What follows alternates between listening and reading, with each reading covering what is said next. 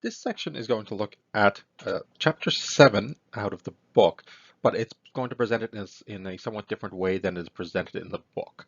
So I'm going to try in this lecture to break down what's happening a little bit more and go through it in a little bit more detail.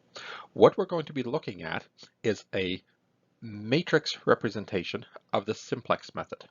Now, this is a method that's more closely aligned to what actually happens when you use the simplex method in online systems, but you'll see that it is the same as the simplex method, just representing it as matrices.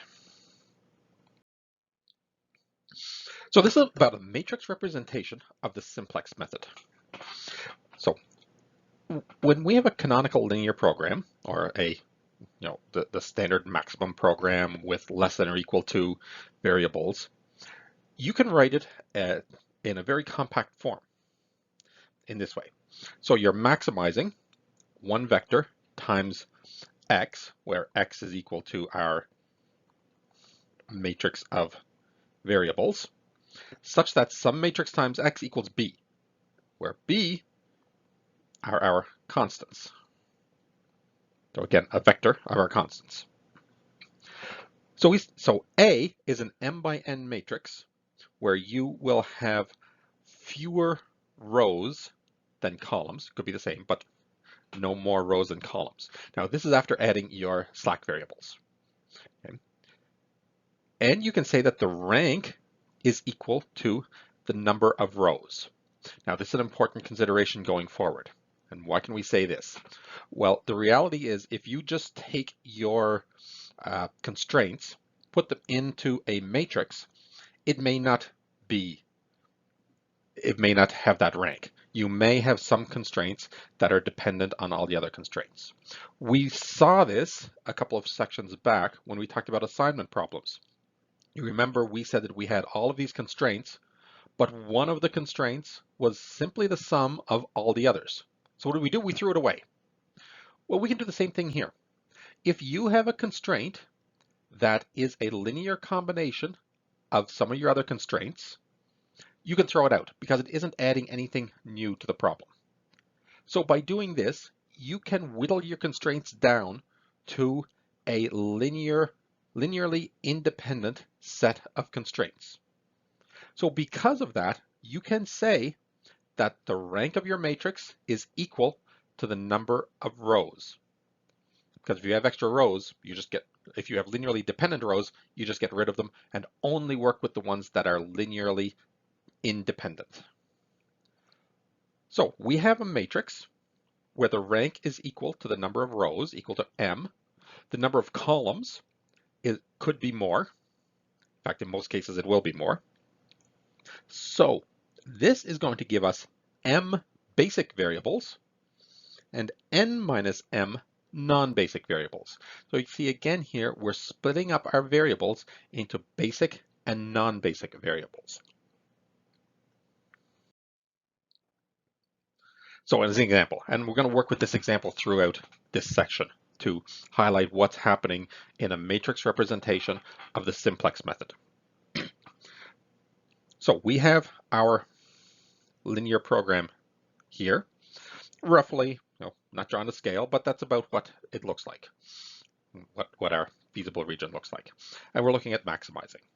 So for that linear program, we've already added in our slack variables. So x3, x4, and x5 are our slack variables. So in this case, your basic variables are x3, x4, and x5. Your non-basic variables are x1 and x2. So writing it out as matrices and vectors, we have that we are maximizing this combination. Subject to a matrix times our variables equals our constants. And of course, everything being positive. So this is this particular problem written out in matrix form.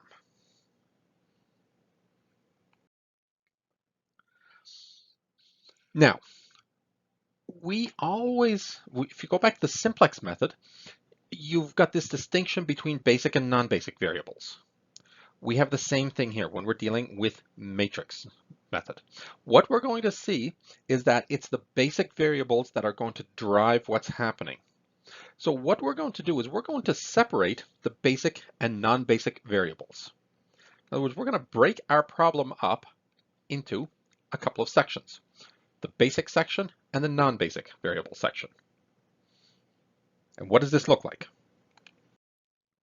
Well, for our example here, we have a basic matrix, our basic variables, and you can see here we're starting with just the identity. Now that's going to change, but we're starting out with the identity here. Because if you look back at the matrix A that we created, the columns corresponding to those basic variables form the identity matrix. N is our non-basic. So that was the first two columns of our matrix A. What about our X's?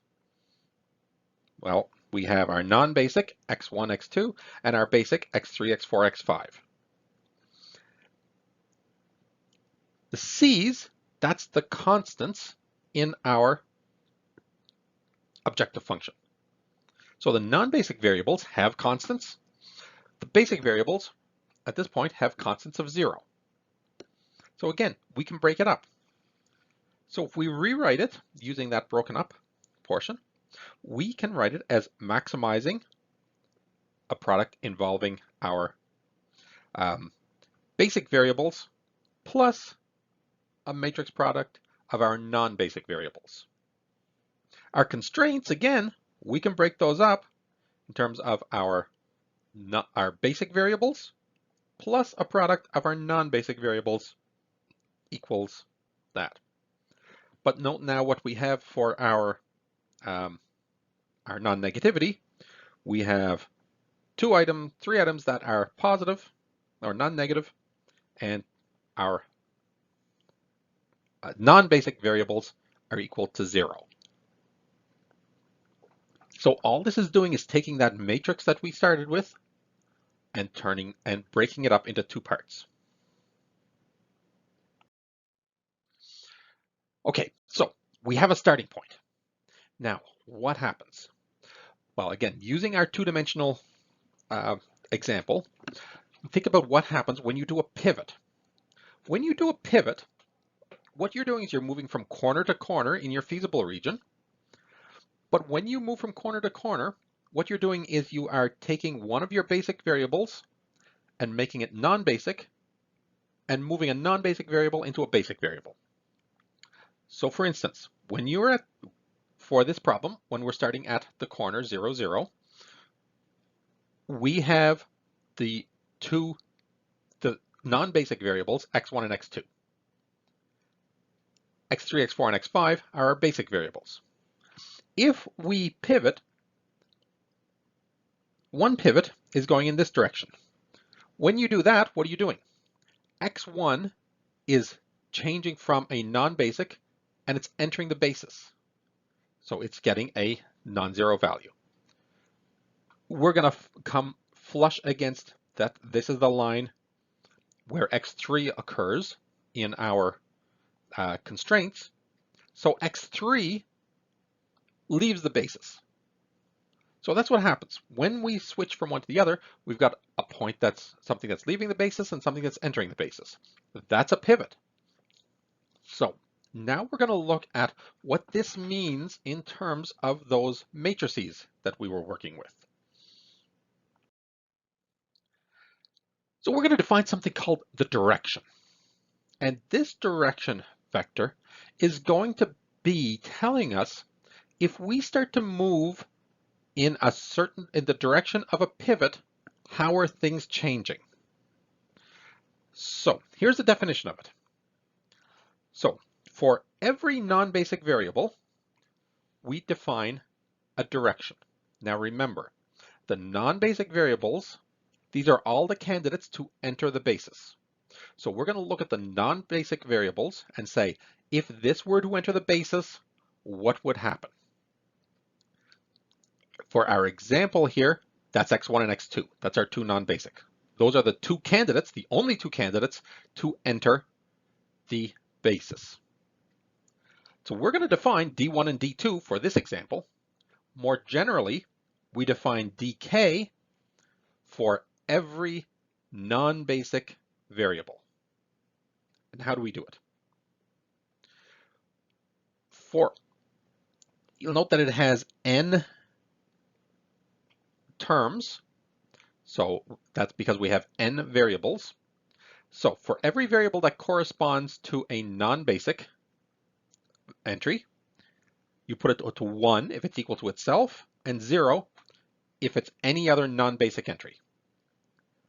For the other ones, for the entries in this vector that correspond to basic variables, we're going to calculate it. At the end of this, what do we get? We get a vector that represents how variables change when you move in that direction. So let's look at a graphical example of this. This is the bottom of our chart, or of our graph. So one of the options was that we move to the right. In other words, that we are taking x1 and putting it into the basis and removing another variable from it. As we move along this line, our variables change. So think of sliding along here. What's happening? x1 is going up. x1 is increasing. But as x1 increases, what happens to the other variables? Your non-basic variables, the other non-basic variables don't change. Okay? So x2 in this example doesn't change, but x1 is growing. What about all the others? Well, your slack variables now are going to change as well.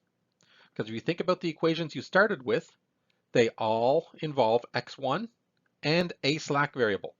So as x1 grows, that first constraint is an equality constraint, so your slack variable has to decrease. Okay.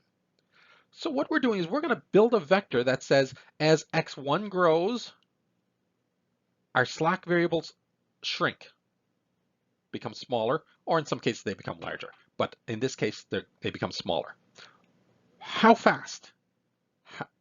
So as we're growing x1, how fast do the others shrink? And do it this way. Every point, every feasible point, or even every non-feasible point, has to satisfy the constraint equalities.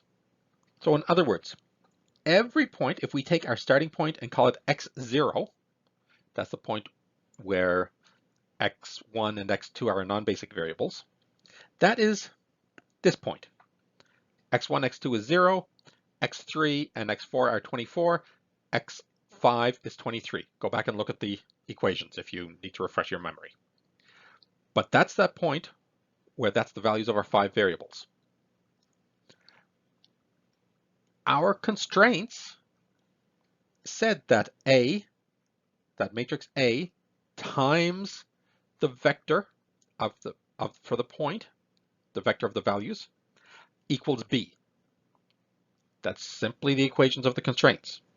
Or writing it out, looks like this, where that is our point x0. But more generally, every point has to satisfy this. So let's say we move 1 unit to the right. So not all the way yet, just 1 unit. What happens?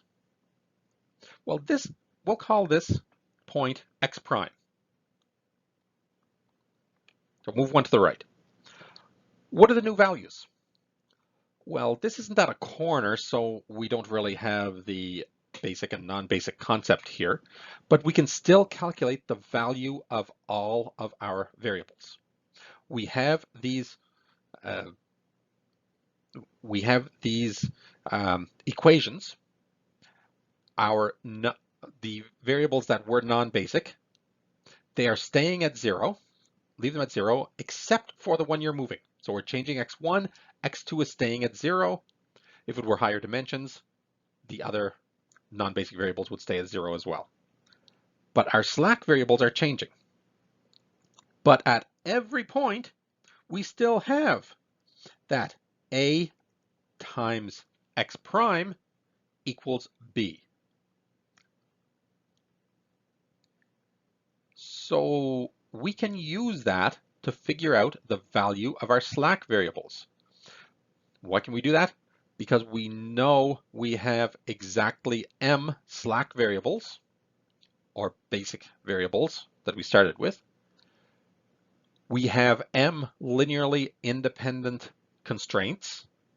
So that means we have a unique solution. Thinking back to your linear algebra, that means we have a unique solution for our basic, for what started as our basic variables.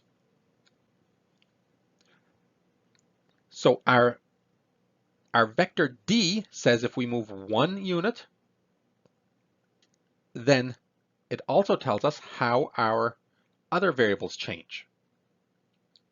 So x prime is equal to x0, our starting point, plus this vector d, which we haven't fully defined yet, but this plus d.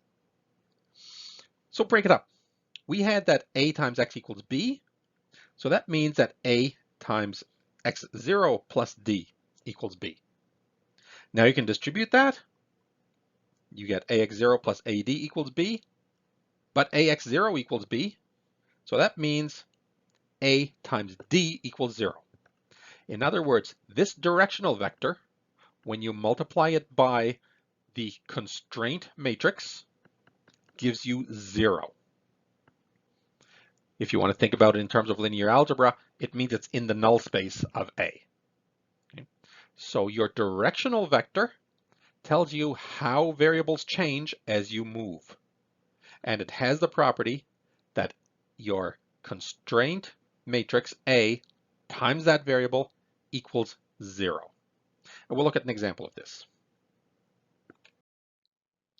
So here's our example. We had basis variables x3 through x5. We have non-basic variables x1 and x2. That's from the problem we had before. There's two non-basic variables, so there's two possible ways we can move. We can either let x1 come into the basis, or we can let x2 come into the basis. And we're interested in, if we move in the x1 direction, how do the variables change? And if we move in the x2 direction, how do the variables change?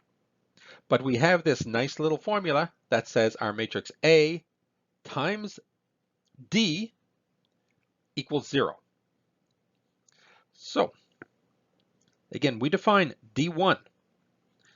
Now, using the rules for D1, it says variable 1, x1 is changing by 1 unit.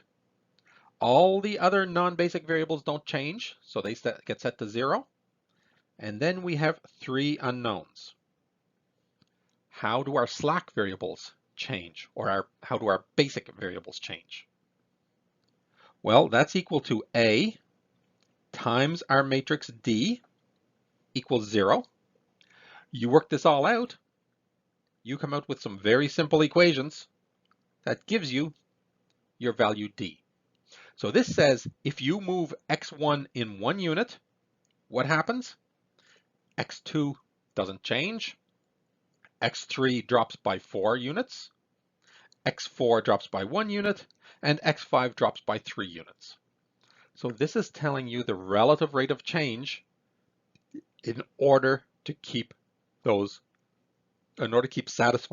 satisfying those constraint equations. Now, what about going in the x2 direction? In the x2 direction, in other words, if you move up on your graph, on the two-dimensional graph that we drew, what happens? x1 doesn't change. That's your other basic variable, the other non-basic variable. x2 is the one we're changing. So if we change x2 1 unit, how fast do x3, x4, and x5 change? Again, it's your matrix A times your D, your directional vector, D2 this time, equals 0. Quick calculation, you get this.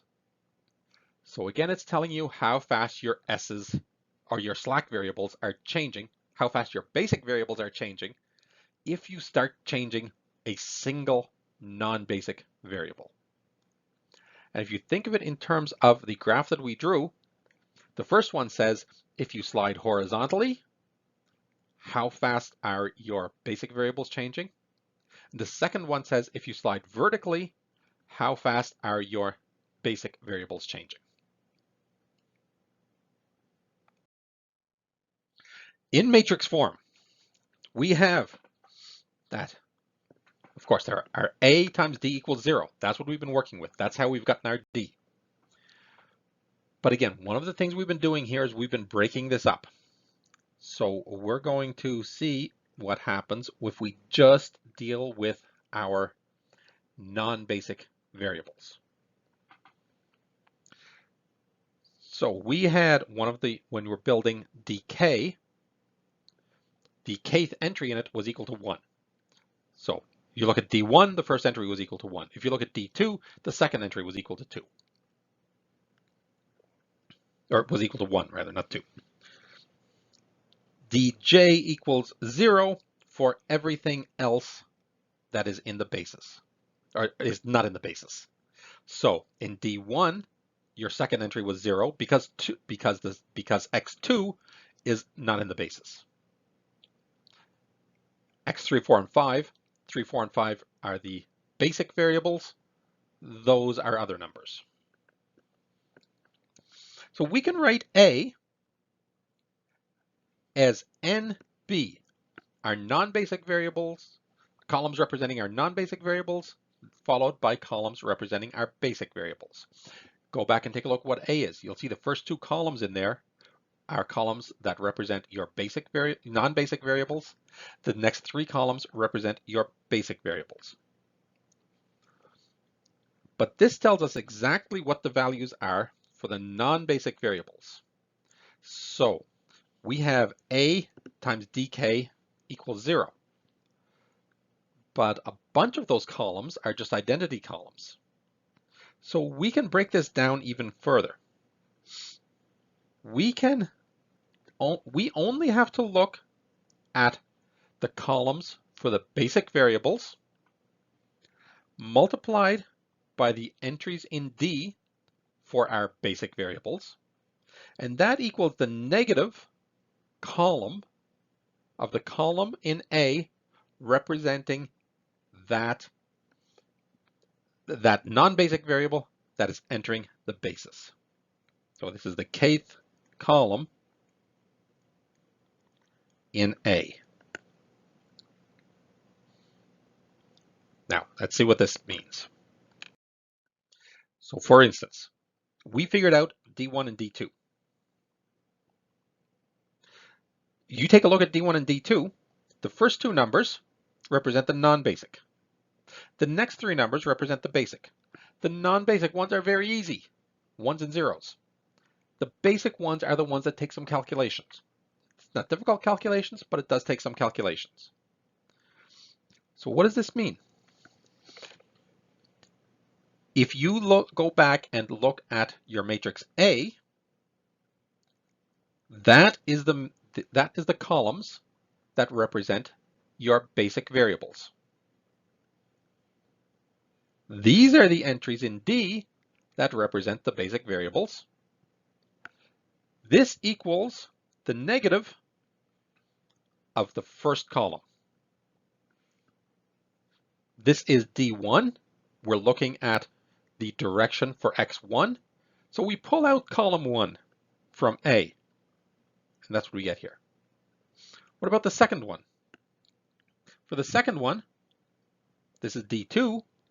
We have the columns for our basic variables times the entries for that correspond to the basic variables equals the negative of column 2 from A. And this is just breaking up the fact that A times dk equals 0 and pulling out our basic variables. And splitting it up between basic and non-basic we get this relationship that A, that our basic columns from A times the basic elements of dk equals negative, the negative column, corresponding column from A. If you don't see this right away, go back and take a look, take a closer look, write out A times D equals 0, and you'll see how this works. Okay, so now what have we done?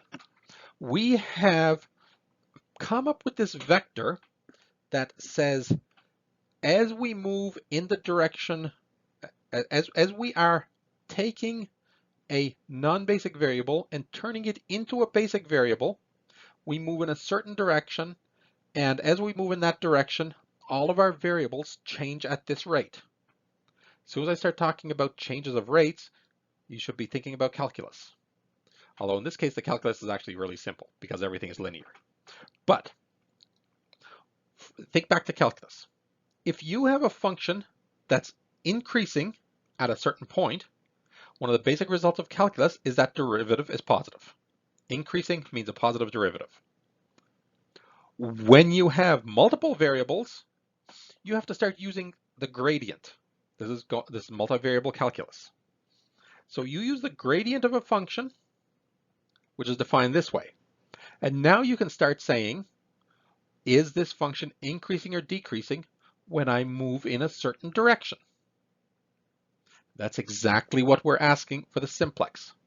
So as we move either horizontally or vertically, we have to ask ourselves, does my objective function increase when I go in this direction? How do I do this? By using basic calculus. So I am going to calculate the gradient of my objective function multiplied by that directional vector. That tells me this is a vector times a vector. So you can think of it as a dot product. But this is telling me, is my objective function increasing as I move in that direction? If this product is positive, then yes, as I move in this direction, my objective function is going to increase.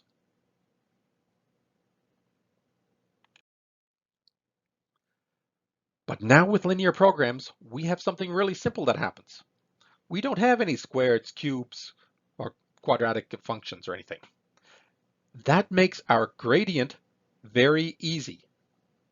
So in our case, for our example here, we had our function was u equals 13x1 plus 5x2. What is the gradient of that?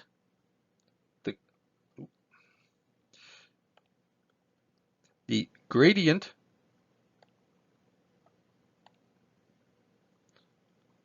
of u, or of our function, is a vector 13, 5. So gradients are very easy in for linear functions. They're just the coefficients in front. Well, that's actually 13, 5, 0, 0, 0, because we have 5 variables. So it's very easy. It's just the coefficients in front of our variables.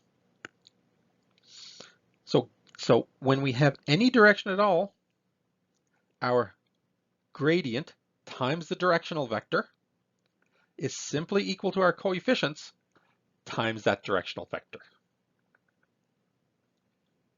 Now we have a directional vector. We can very easily get our coefficients.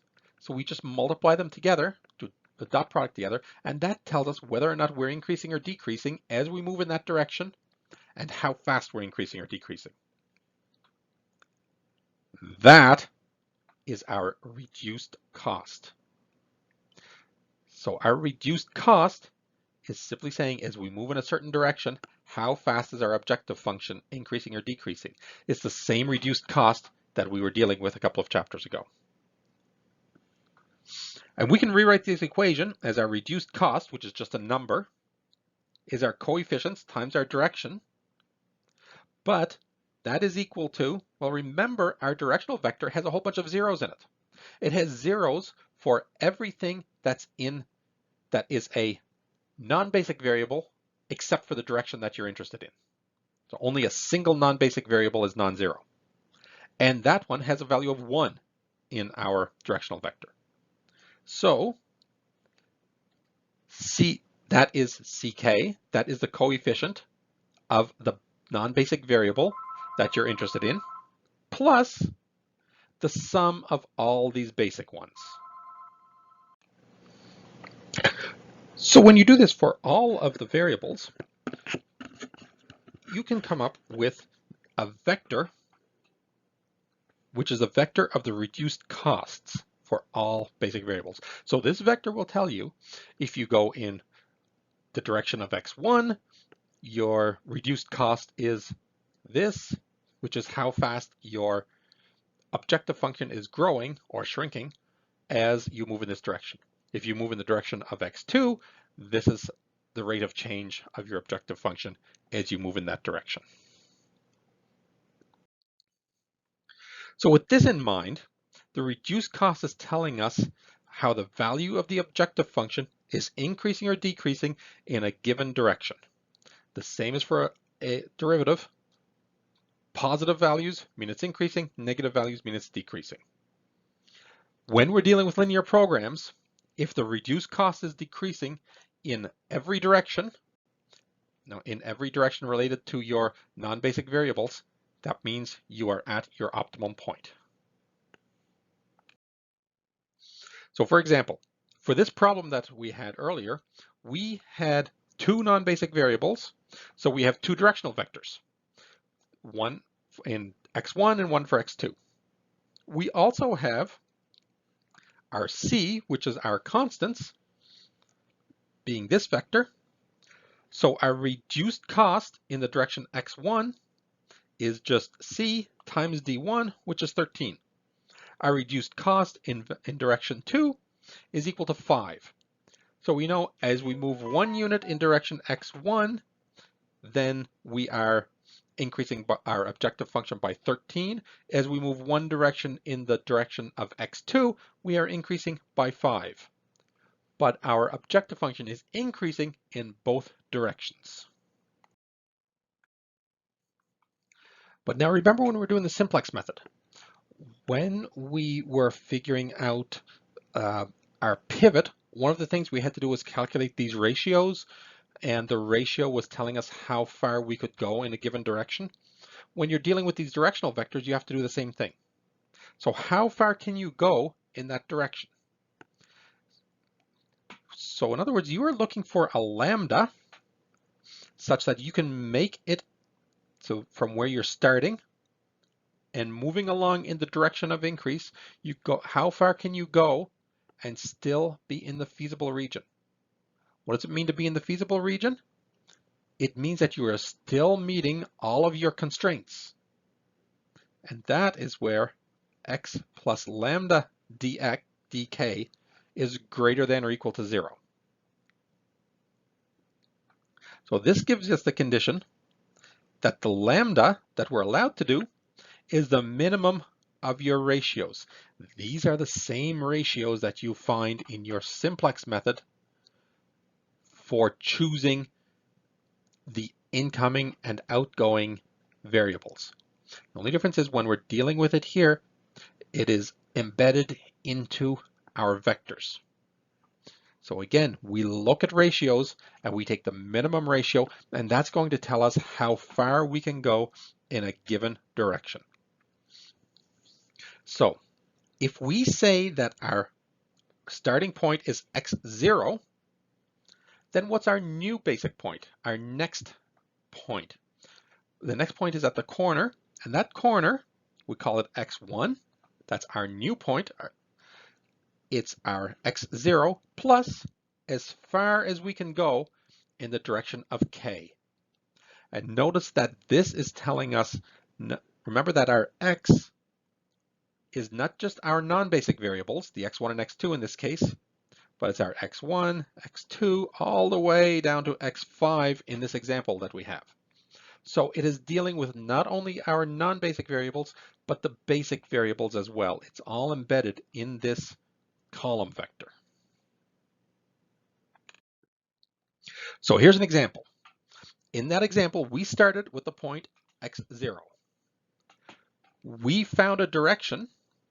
D1 was a direction in which we had a positive, um, we had a positive reduced cost, which meant that as we moved in that direction, our objective function increased. D1 tells us how our variables change as we move. So now that we have D1 and we have our x0, we can calculate lambda max, which is the minimum of the variable of the ratios only dealing with the negative numbers in our D. So in this case, we have 3 negative numbers in D. So those are the 3 that we can consider. We look at 24 over 4, 24 over 1, and 23 over 3. The smallest of that is 6. 6 times 1 is as far as we can move in that direction. So our new point is our old point plus 6 times the directional vector, which gives us that point. That is our new point. Now notice what happens here. We were starting with some zeros. Those were our non-basic variables. When we moved over there, we ended up with a couple of other zeros. That's our new non-basic variables. So our basis now is x1, x4, and x5. Now exactly those things, that's going to be important in a minute when we do our next iteration. So we have a new basis and new non-basic vectors. So this is a technique that is using matrices, matrix multiplication, and a little bit of ratios to find out how we can move from one point to another. In other words, how we can do a pivot. So now what about the next iteration? Well, now we're at that second corner. We want to move to the next corner. We have, after our first pivot, we have our new basis and our new non-basic. We have our new point x1. Our vectors b and n. Take a look what these are. This is going back to A. So in A, we take out columns 1, 4, and 5. That's our new B. Columns 1, 4, and 5 from A. N are the columns for our non-basic variables. Columns 2 and 3 out of A. So we get our B and N from our original A using our new basis elements. Now our non-basic elements are 2 and 3, x2 and x3. So we can get directional vectors in the direction 2 and in the direction 3. So what are those? Well, D2 and D3 look like that in general forms. The second and third elements are set, the others are the variables. But now remember that equation we had earlier. Our basic matrix times our directional vector equals the negative column corresponding to our non-basic variable. So if we look at our n up here, the first column was the x2 column, the second column was the x3 column. So if we want to figure out D2, we take B multiplied by the basic elements in D equals the negative of the x2 column in N. This again makes a pretty simple, makes a fairly simple calculation to get our D's and our directional vector. So this is our directional vector.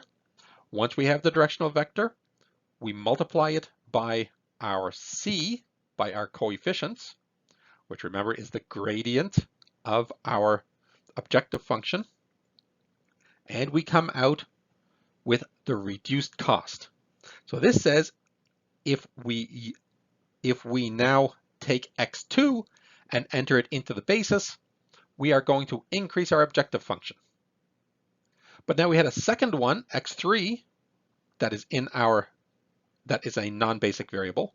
What happens with the directional vector there?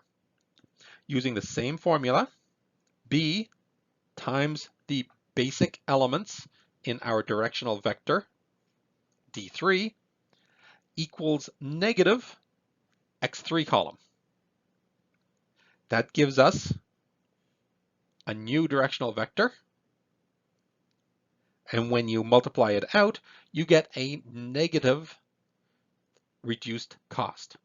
That means if we enter x3 into our basis, we are going to be decreasing our objective function. So what are we going to do? We're going to take x2 and let it enter the basis. Now, how do we do that? We do the same process that we just did. Only C2 is positive, so that's where we're gonna go.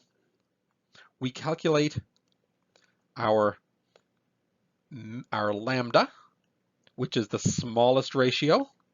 You figure out all these ratios, the smallest one is 4. So that means we can go 4 units in the direction of x2. So x2 is now x1 plus our lambda times our directional vector. So our new point is 54070. Our new basis is x1, x2, and x4. x1, x2, and x4. That's our new basis. Repeat. Do this again. What you'll find if you do it again, and I strongly suggest that you do this to get used to this method, you will find that the new reduced costs at this point are both negative. You can get a reduced cost in the direction of x3 and a reduced cost in the direction of x5, because those are our non-basic variables this time. Both of those will be negative, which means you are at your optimum. Okay, this was an overview of a matrix representation of the simplex method. What we saw before was an algorithmic interpretation. In other words, you had to look at it, you had to kind of manipulate it, you had these rules for figuring it out. This is much more matrix-based, dealing with matrix multiplications. You are doing the exact same thing. It is the exact same process.